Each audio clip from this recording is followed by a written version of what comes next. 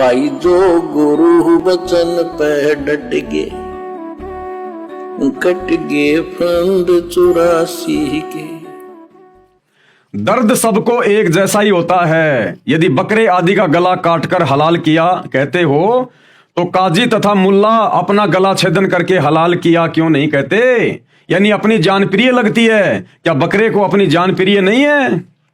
जिस समय बकरी को मुल्ला मारता है तो वह बेजुबान प्राणी आंखों में आंसू भरकर म्या म्या करके समझाना चाहता है कि हे मुल्ला, मुझे मारकर पाप का भागी मत बन। जब परमेश्वर के घर न्याय अनुसार लेखा किया जाएगा उस समय तुझे बहुत संकट का सामना करना पड़ेगा। वो जो बकरी बकरा मुर्गा मुर्गी वो जो रोते हैं ना अपना गला कटवाते समय, उस समय वो उसे समझा रहे होते हैं आत्मा से कि भाई क्यों ये पाप मोल ले रहा है, क्यों मेरा गला काट के उस करीम अल्लाह कबीर अल्लाह का दोषी बन रहा है।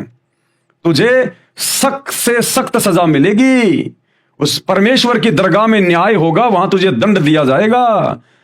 अरे मैं भी उसी की आत्मा हूं, उसी का बच्चा हूं, और मुल्ला तू भी उसी का बच्चा है। हम तो आपस में भाई बहन हैं। ये तो हमारे ये कर्म इतने बिगड़ गए, कभी तू बकरा बनता कभी मैं बकरा बनता हूं। भाई तू ये गंदा काम ना कर। हमारा पिता जो सबका न्याय करता है, भाई वहां पर तू मुंह लटका के खड़ा होगा, तुझे घोर सजा मिलेगी। वो म्या म्या करने का मतलब होता है उस समय वो शिक्षा दे रहा होता है आत्मा से। तो भाई देख लो बहुत बुरी बनेगी। उस समय तुझे बहुत संकट का सामना करना पड़ेगा। जबरदस्ती निर्दयता से बकरी आदि प्राणी को मारते हो और कहते हो हलाल कर रहे हैं।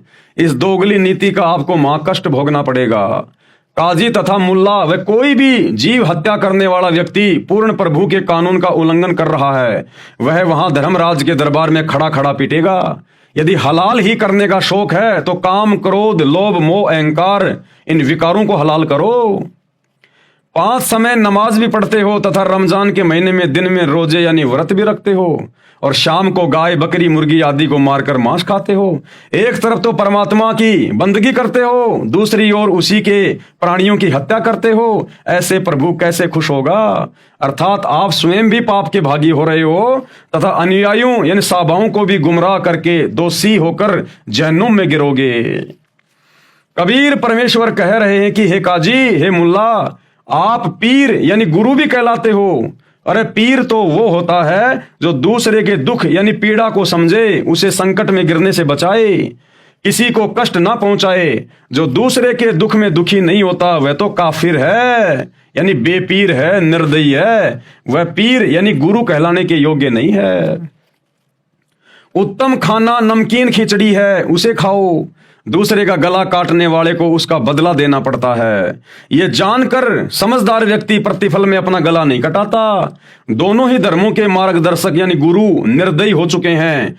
हिंदुओं के गुरु कहते हैं कि हम तो एक झटके से बकरी आदि का गला छेदन करते हैं जिससे प्राणी को कष्ट नहीं होता, इसलिए हम दोषी नहीं हैं। तो फिर काटो अपने बेटा बेटी की गर्दन झटके से अगर दर्द नहीं होता है तो। तथा मुसलमान धर्म के मार्गदर्शक यानी गुरु मुल्ला मौलवी कहते हैं हम धीरे धीरे हलाल करते हैं जिस कारण हम दोषी नहीं हैं। परमात्मा कबीर साहिब जी ने कहा यदि आपका तथा आपके परिवार के सदस्यों का गला किसी भी विधि से काटा जाए तो आपको कैसा लगेगा? बात करते हैं पुण्य की और करते हैं घोर अधर्म, दोनों दीन नरक में पड़ी, कुछ तो करो शर्म। कबीर परमेश्वर ने कहा हम मोहम्मद को शतलोक ले गया, इच्छा रूप वहां नहीं रही हो। कि मैं हजरत मोहम्मद को जब वो काबा में गया हुआ था हज करने के लिए, तब मैं उसको जिंदा बाबा के रूप में मिला था और उसको अपने शतलोक में लेकर गया था, लेकिन वो वहां नहीं रुका। हम मोहम्मद को शतलोक ले गया, इच्छा रूप वहां नहीं रही हो। उलट मोहम्मद महल पठाया, गुज बीरज एक कलमा लाया। तो परमेश्वर कबीर अल्लाह ने कहा कि मैंने वापस हजरत मोहम्मद को महल यानी उसके शरीर में छोड़ दी उसकी आत्मा, और गुज बीरज एक कलमा लाया, और वहां मैंने उसको एक कलमा दिया था, अल्लाहु कबीर कि तू ये नाम जाप किया कर। रोजा बंग निमाज दई रे, मैंने हजरत मोहम्मद को रोजा रखने के लिए कहा था, बंग के लिए कहा था और निमाज पढ़ने के लिए कहा था, और बिस्मिल की नई बात कही रे। ये जीव हत्या करने का मैंने कोई आदेश नहीं दिया। भावार्थ नबी मोहम्मद को मैं कबीर अल्लाह शतलोक लेकर गया था, परंतु वहां न रहने की इच्छा व्यक्त की, वापस मोहम्मद जी को शरीर में भेज दिया। नबी मोहम्मद जी को काल ब्रह्म से पर्दे के पीछे से जो आदेश मिला था, उस आदेश में काल ने भी रोजा बंग, ऊंची आवाज में प्रभु स्तुति करना तथा 5 समय की नमाज करना तो कहा था, परंतु गाय आदि प्राणियों को बिस्मिल करने यानी मारने को नहीं कहा। कुरान में बाद में फरिश्ते का आदेश लिखा है जो कि महापाप है। यानी परमेश्वर कह रहे हैं कि रोजा बंग नमाज दई रे, कि ये थोड़ी बहुत भक्ति करने के आदेश तो दिए गए थे हजरत मोहम्मद को, लेकिन बिस्मिल की नहीं बात कही रे। लेकिन ये गाय काटने की, हत्या करने की, ये हमने किसी प्रकार का कोई इनको आदेश नहीं दिया। ये तो शैतान ने और उसके फरिश्तों ने फिर ये आदेश आगे मुसलमान धर्म में दिया है। तो भाई जो लोग मांस खाते हैं ये उल्टे कर्म कर रहे हैं, जीव हत्या कर रहे हैं, और सच्चे खुदा की सच्ची इबादत ना करके इस डुप्लीकेट अल्लाह को, शैतान को ही अपना खुदा मान के जो मुसलमान भाई अपनी इबादत कर रहे हैं, भाई परमात्मा के दोषी बन रहे हो। परमात्मा के, ये उस मालिक का संविधान धीरे धीरे आप लोगों की आंखों के सामने आ रहा है। ये मेरे वीडियो केवल आप लोगों तक जानकारी पहुंचाने के लिए हैं, बाकी आपको विशेष जानकारी आपको सतगुरु रामपाल जी के सत्संगों से प्राप्त होगी। आपकी आत्मा पे विशेष चोट लगेगी, प्रभाव पड़ेगा, आपका हृदय परिवर्तित होगा जब आप सतगुरु रामपाल जी के मुख कमल से उनके सत्संग सुनना शुरू करोगे। ये हमारे द्वारा वीडियो बनाना तो केवल एक नॉलेज मात्र है, एक संदेशा है आप लोगों तक पहुंचा रहे हैं कि आप लोग सतगुरु रामपाल जी के सत्संग सुनना शुरू करें।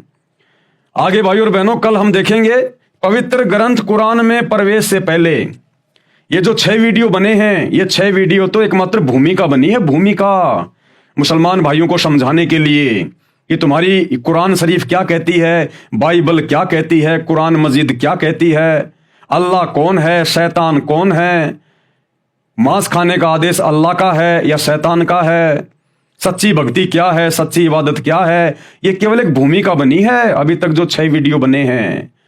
कल जो 7वां वीडियो आप देखेंगे रात्रि 8 बजे, तो परमेश्वर कह रहे हैं पवित्र ग्रंथ कुरान में प्रवेश करने से पहले ये आगे का जो ज्ञान है मुसलमान धर्म की पुस्तकों का, ये कल से शुरू होगा, कल से। तो सभी भाई बहन कल रात्रि 8 बजे दास के Facebook page Pawan Das is live के ऊपर लाइव जुड़े। तब तक गुरुदेव भगवान हम सबको आज्ञा दें, इजाजत दें, सद्बुद्धि दें, आशीर्वाद दें। बंदी छोड़ अल्लाहु कबीर, सतगुरु रामपाल जी परमेश्वर की जय हो।